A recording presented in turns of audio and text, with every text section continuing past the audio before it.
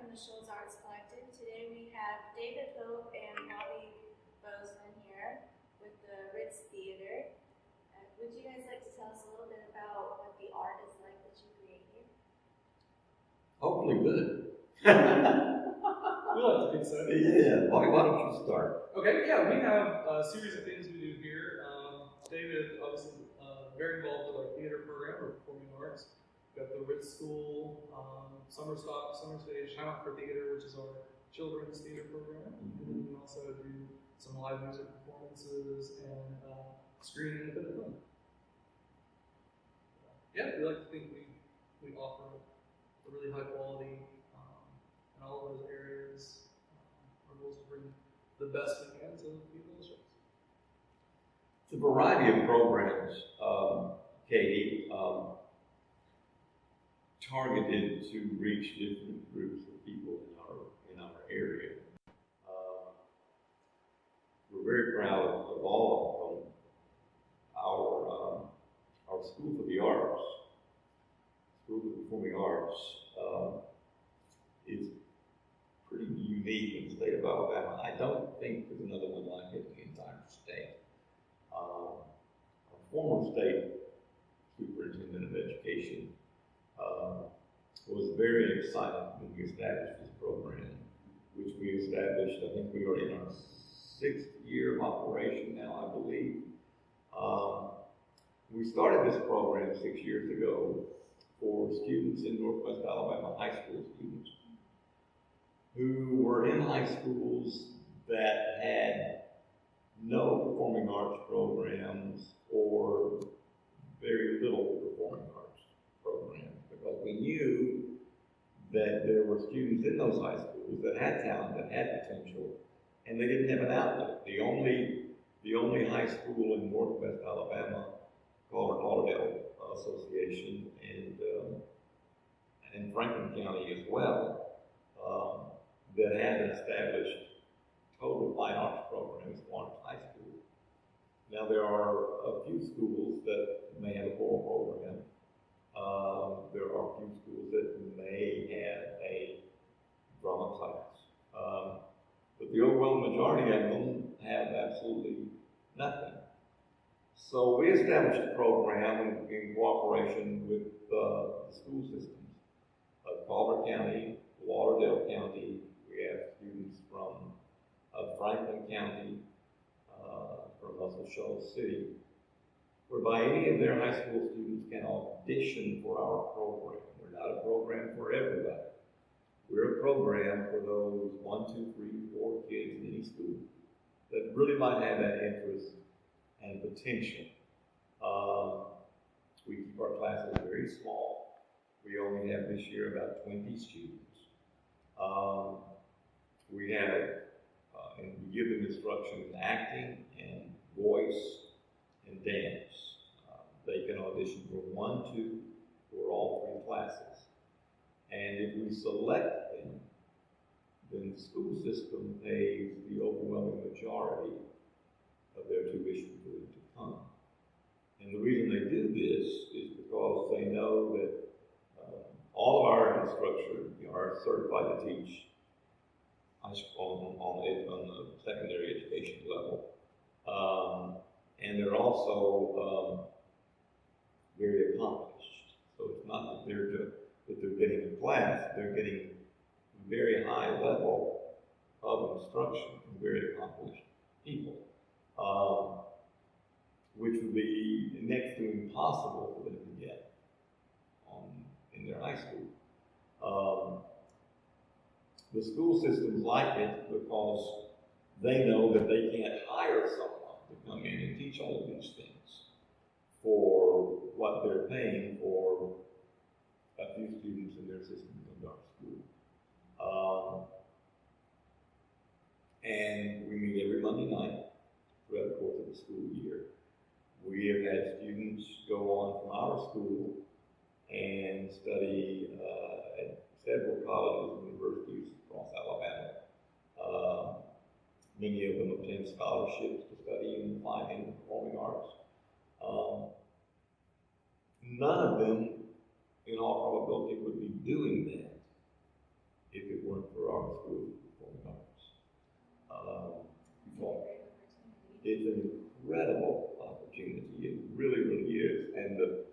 The students love it. They look forward to coming every Monday night. They will tell you it's the highlight of their week. Many of them, some of them drive from as far away as 45 minutes to an hour or more. We've had students from as far away. I have a young lady from Red Bay. We have a young man from Field Campbell. We have students from eastern Lauderdale County. You think about Lauderdale County being just across the river, but along the eastern end of Lauderdale County is about 45 minutes away from here. And they come every week because they're so interested in school performing arts. That school started, pardon me, as an offshoot of our summer stock program. And we started our summer stock at the Ritz Theatre program 10 years ago this coming summer. This is our 10th anniversary coming up. In our summer stock program, anybody who has seen one of our summer stock shows knows the caliber of production that summer stock turns out. Our goal is to turn out a regional professional theater company quality product and to give our young people that type of training. And they come from all over, and our audiences come from all over. We have people who attend our summer stock shows we have a couple that literally drives up from Mobile every summer to see our summer stock show. That couple has helped support our program in the past. Now they're in Mobile, they can see whatever they want to see. They have Broadway touring companies come through Mobile, but they drive up from Mobile to see our summer stock show. They come from Mississippi, from across Alabama, into Tennessee. We have had people go see our summer stock shows that do not have a connection with our cast members from 7 different states. It's pretty impressive. I believe that. I've been to a few myself. They're really amazing. Yeah, thank you. So that's what we do with summer stock, and then summer stock is a professional training program. And it lets them get their feet wet into that world as to what's going to come next. And our focus is ages 16 through 29. That gets us the older high school students, the university students, and the young working professionals. Now, we usually have 1, 2, or 3 people who are above that age in our show. But that's our focus. If we can cast within that age group, every once in a while there is a role that we simply need someone a little bit older to do. But 98% of the time, our cast members are between 16 and 29. And then, as Bobby mentioned, our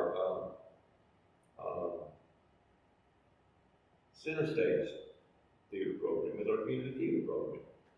And which we do 4 shows a year. 3 or 4. 3 or 4 shows a year.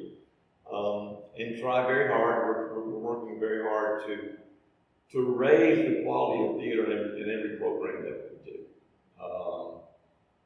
Because there's so much, we hear the phrase, and it's so true, there's so much dumbing down today. And we're really trying to not only educate those young people who work with us, but we're also trying to educate our audiences as to what good theater is and can be. Because if we don't, they'll accept anything. And that's not good. That's not good for society. That's not good for us to accept anything. We also like to, sorry to interrupt, No, go ahead. Our most recent center stage program, Hope, which Darren Butler directed, we brought in the playwright. This was an off-Broadway show, and so he was here to give a talk before the play, along with a UNA professor who had done some study on the source material. And so it's not always just a play. A lot of times it's also a deeper educational experience, and you get to learn a little bit more about what you're watching. Yeah, and Cordova was a true story, based on a true story, and he was a black gentleman. And then finally, our children's theater program, which brings children into this theater or a theater, oftentimes for the very first time. And I could tell you story after story after story of young people whose lives were changed or got involved in theater later in their life as older young people because of that first experience in the theater. The performing arts are a reflection of us. They are what reflects our humanity. Theater, when you think about it, takes in all of the performing arts. It encompasses music, dance, literary aspect, spoken word, the written word, and even the visual arts, lighting, sets, scene design. So you get all or most all of the arts when you attend a theater production. And they are what make us human, and what we try to do. And because of that, they're incredibly important. The performing arts make us think. They touch our heart. They touch our soul. They challenge us. They encourage us. They inspire us. They sometimes make us mad. We sometimes hurt because of it. But often when we hurt,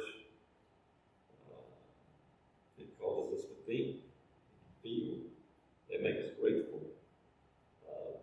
Everything that makes us human, every emotion, every thought that we think or feel as a person is incorporated in the performing arts. Through dance, through instrumental music, or vocal music, both. All the above. And what we try to do with our theater arts program is to reflect that humanity, those things that make us all human, and try to do things that make us better humans. Even if it's just laughing. I always tell people, if we didn't need to laugh, the Lord wouldn't have given us the ability to do so.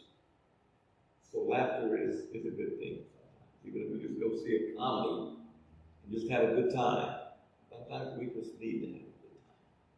So that's what we do with our theater arts program. Would you mind telling us a little bit about how you got where you are today and just describe that artistic journey with both of you? You want me to go? You want to go? You go. I've been running my mouth. All right. Are you talking about me personally, or? Yes. Yeah. Well, as a kid, I did a little bit of children's theater growing up in Kentucky, but most of it I took visual art classes and took art in high school, and then studied journalism in college. And so I started working at the Times Daily in 2012. Yeah, 5 or 6 years ago. Covered the arts for that. And almost 2 years ago, a year and a half ago, came on to the Art Association to help with their marketing and handle a lot of that stuff. And I guess it's not been necessarily a traditional artistic journey, but I still get to be creative while I work and with designing posters and flyers and handouts and writing press releases, that sort of thing. It's actually a lot of variety, which I like. Get to work with great people like Mr. Hope here, and Mary's Little, director of the Art Association. Bobby loves me because no matter what poster design he comes up with, I go, can we do a little bit more of this? Or can we do a little bit? Yeah, keep you on your toes, and it's good to work with people who give you honest, good, critical feedback. It helps you self-improve. Well, fortunate. I guess my journey to a certain degree goes back to my small childhood, because I grew up, I was fortunate because I grew up in a household that always had music. My dad was an optometrist, but he was a frustrated musician. He loved music. He had a beautiful voice, and he loved music. And he was always listening to big band music. He loved big bands. And so I grew up with music in the house and singing in church junior choirs. And when I was in the ninth grade, I had an English teacher that stuck me in a little play we did in the ninth grade called The Courtship of Niles Spanish. I didn't want to do it. I hated it. Didn't want to be a part of it. I was embarrassed. But the following year, when I went to high school, during the course of that ninth grade year, I'd also seen my sister in a college play. It was either The Little Foxes or The Gobbler, I can't remember which one it was. And it fascinated me. There was a guy in that play. My sister was okay, she was all right. But there was a guy in that play that was really, really good. And but the thing that really fascinated me was there was a staircase in the set of that play. And I kept seeing all these people go up and down the staircase, and I wanted to know where the rest of the house was. I mean, I thought, where is the rest of this house? Where are they going? But I was fascinated by the play. So when I was in the 10th grade, I had an opportunity to take a drama class. And the rest, as they say, is history. I realized as I went through high school, especially by the time I had become a senior, I realized that I could say things as a character that could touch people's lives. And I wanted to do that. Whether it was just making them laugh or making them think or feel something. There are certain movies that I recall in my young adult life that I watched that had a strong impact on me. Certain television shows that I watched. I was fortunate that I grew up when there were still variety shows on television. And those were an education for me. The dramatic shows on television and the movies that I watched, those were education for me because I watched those actors and how they did what they did. And what they did to make me feel what I felt as a member of the audience watching them. I went to school on those things, and I realized what you could do with the power of theater, with the power of the spoken word, or a dance, or a song. So by the time I was a senior, I pretty much had decided that's what I wanted to do. Came to UNA. Because my high school drama director had told me, I went to high school in Huntsville, Lee High School. My high school drama director told me that there were professors at UNA that were really, really good at what they did. And those professors, of course, were Gladys Shepard and Jim Davis, who were legends around here, and Robert Allen Holder as well. So I was fortunate to go through UNA at a time when there was tremendously talented people there teaching us, and learned a tremendous amount through going to UNA. And I've been in the Shoals ever since. I taught theater and did my student teaching at Coffee High School when there was a Coffee High School, and did my student teaching there. They offered me a job. I took it. And stayed there for 26 years until I retired, and then I've been doing freelance directing and performing. I've got several one-man shows. I don't tour them much anymore, but I did for several years, and that's pretty much it. That brings us up to here. Any specific experiences that best prepared you for the work you do now?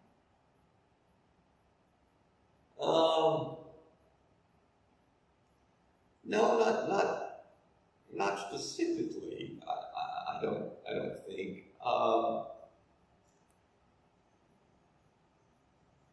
things that I learned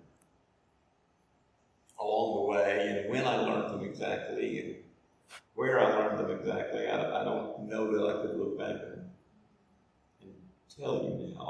I can certainly look back and tell you some specific things that I learned from my various teachers that I was fortunate to have along the way.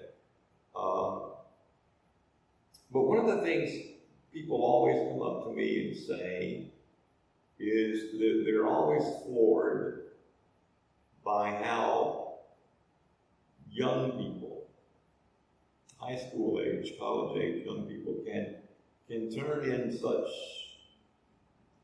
the depth of performances that they do, understand the life situations that these characters that they're playing are going through, not necessarily having done those things themselves because they're too young to have experienced it. And I always tell people that, well, they may not have experienced that particular thing, but they have experienced something. They've experienced a lot of things. And if you can tap in to that thing that they have experienced, that they can relate to, then they get it.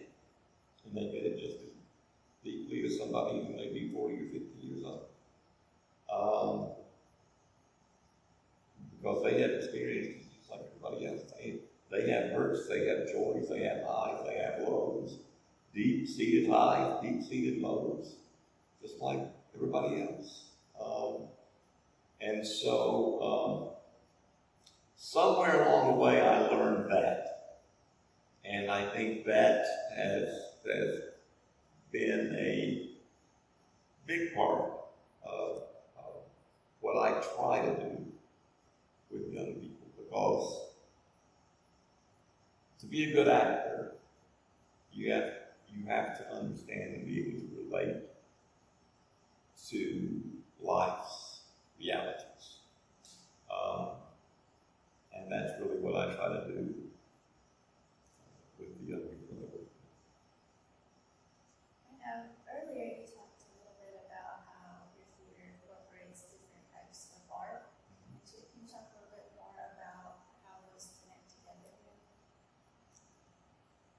Well, of course, it depends on what we're doing. If we're doing the summer stock musical, for example, then anytime you do a musical, you compound your challenges about tenfold, because you've got the instrumental music. You have to work with an orchestra. You've got to coordinate with the orchestra conductor. Work very closely with an orchestra conductor. Our orchestra conductor for summer stock is Pat Stegall, and our musical director is Mrs. Jean Ann Gifford. And the three of us always laugh about the fact that I never do anything the way it's written. And Mr. Stegall always knows when he comes in that I've got X number of changes I'm going to make to the score. That kind of becomes a joke after a while. But you must coordinate with those people. You must coordinate with your music director and work with your cast on the music so that they understand what it is they're singing. Because there is a message in what they're singing. Work with your choreographer so that the dances that are being done in the show reflect the emotional and mental moment of those characters doing the dancing in the show. Because it's characters dancing.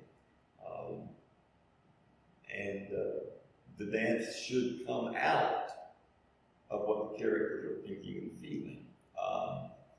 And then likewise, no matter what whether it's a musical or a straight show, you've got to work with your lighting designer and your scene designer, because you can tell a story with both.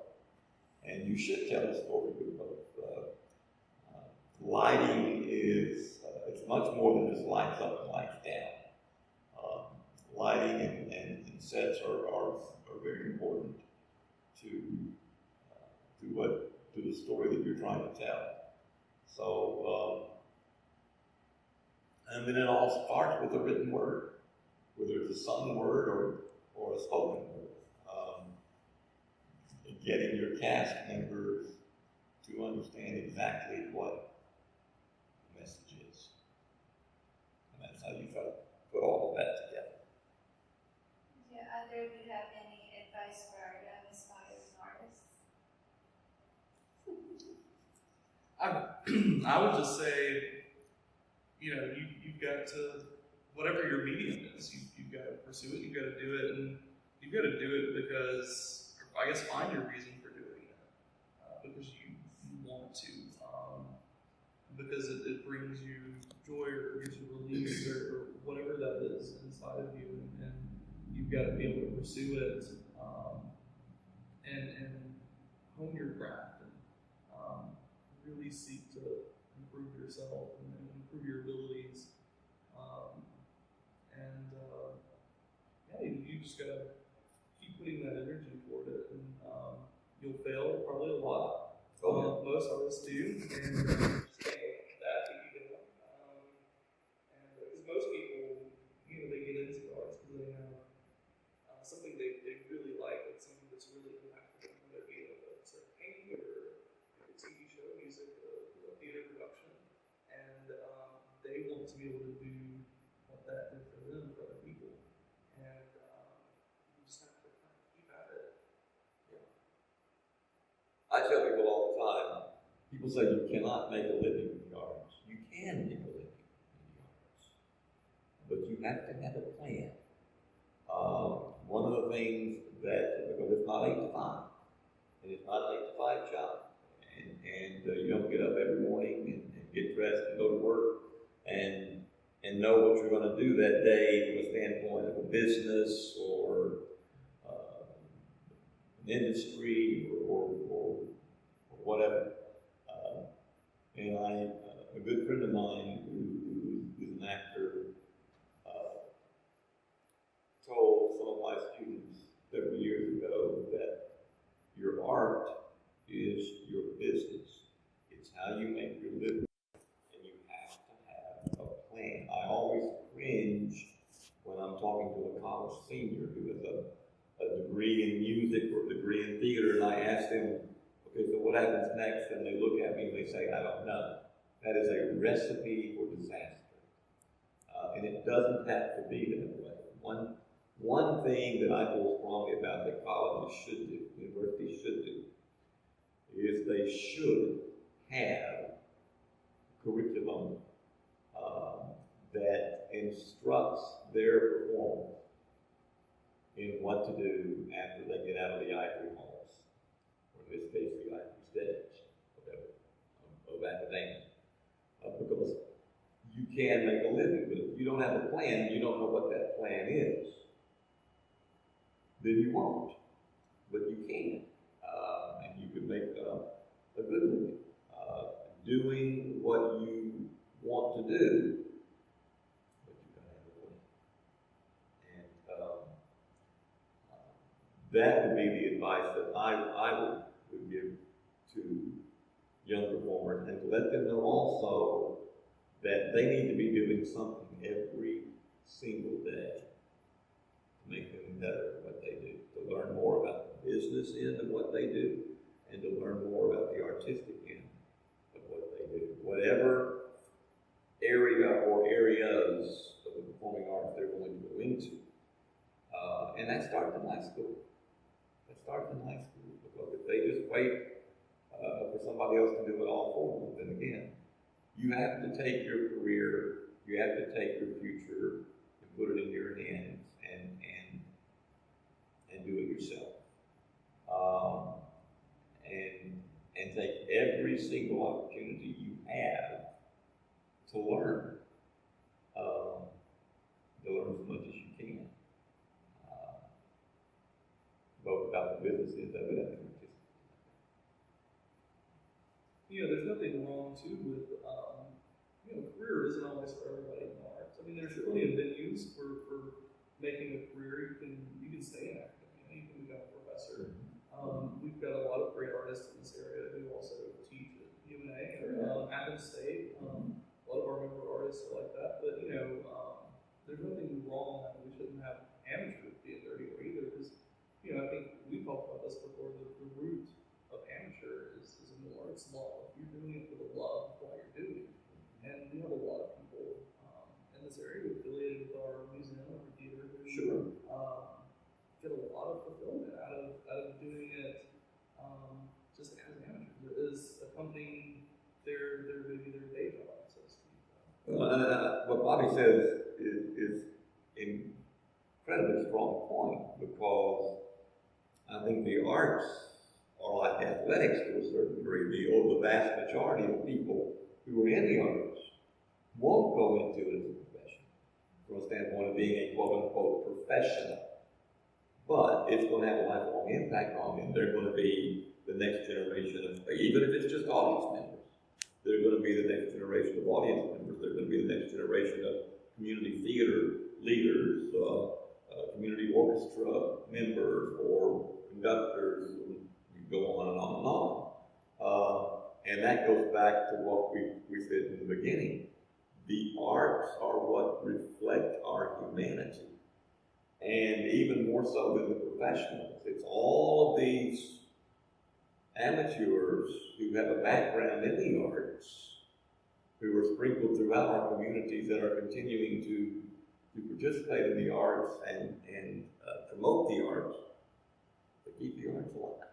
And that background might make them better at their day jobs. Oh, when you have those critical thinking skills, those creative skills, you know, even if you're an accountant or a doctor or something, that can come in handy. That's so useful. One of my friends growing up in high school, his dad was a philosophy major in college. And a lot of people are like, oh, what are you going to do with a philosophy major? Well, he was a really good software engineer. Yeah. And he always had philosophy really good for that, because his critical skills, his problem solving skills, were really built up getting that degree. And so he can approach problems differently than his coworkers. So, you know, pursuing the arts, even if you don't go into it, doesn't have to be in vain. No. Well, I kept it for years and years when I was teaching. I had a quote from the former director of MIT, the Massachusetts Institute of Technology. And the quote was, "I need more engineering students that have a theater background, because they know how to think outside the box, they understand critical thinking, they understand creative thinking." And that's exactly what he was saying. That's right. And another stat that I kept for years when I was teaching was, and we're beginning to slowly realize that the arts and education, but it's still an uphill battle, a much still uphill battle, that the arts are not a fringe. They really are a necessity. There was a survey done many years ago now that showed that young people who had 4 years of performing arts course in high school. Now they said a good performing arts course, and they emphasized a good program, not a program for the sake of having a program, not a program because you've got good young people somewhere, but a good program. It so happened that theater was number one, music was number two. Young people who have 4 years of that in high school will score on the average nationwide 100 points higher on their SAT than those who don't. And it's not because that certain types of young people take the arts. No.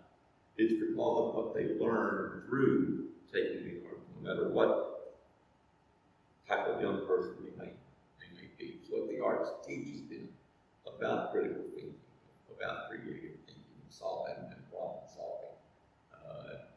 That's what causes them to get them higher in the score. So the arts are valuable across our educational development as people.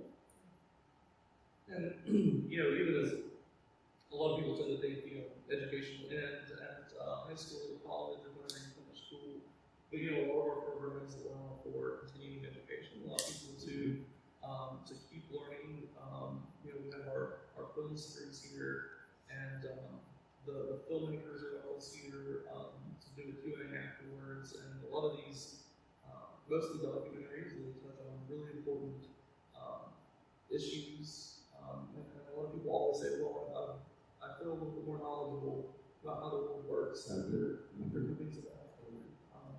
And so I think that we offer a lot of opportunities for people to continue to learn and grow and improve their lives and lives of people. Well, we never stop learning. We never stop learning.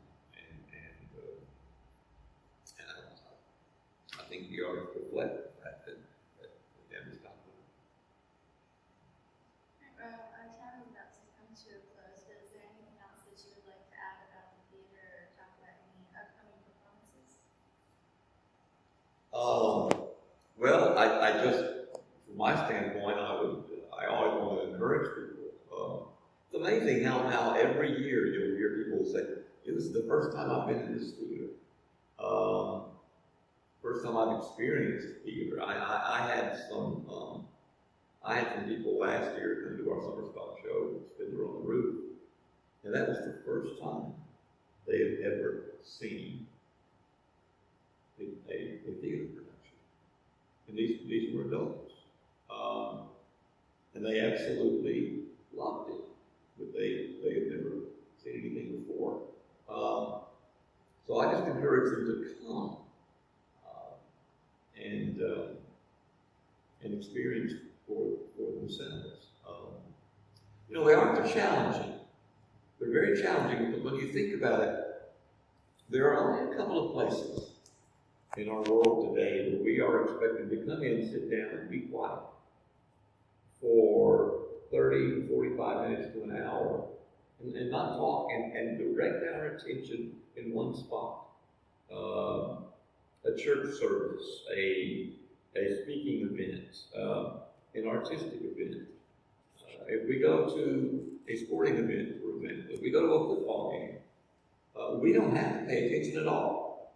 And we can scream, we can holler, we can root, that's what we're expected to do. And if we do pay attention, then every 30 seconds, we only have to pay attention for about 7 seconds. So that's about all it takes to run that play. And then we've got 30 seconds again, but we can do whatever we want to do. So it really does, and that's the way it is in a lot of areas. We live in a remote control society at home. If we don't like the image on the screen, we don't even wait to see what they're saying. If we don't like the image, we change the channel. So people coming into a theater, sitting down and watching an artistic performance of any type,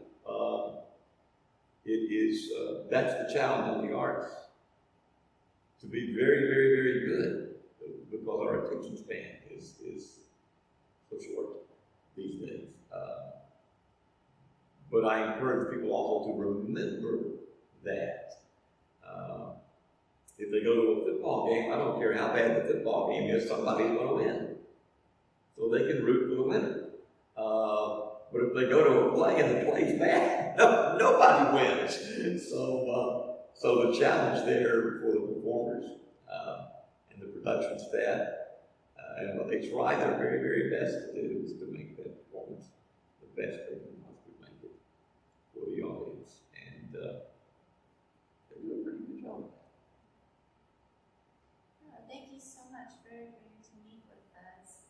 And thank you for watching. And if you would also be interested in doing an interview with us, just shoot us a message. And otherwise,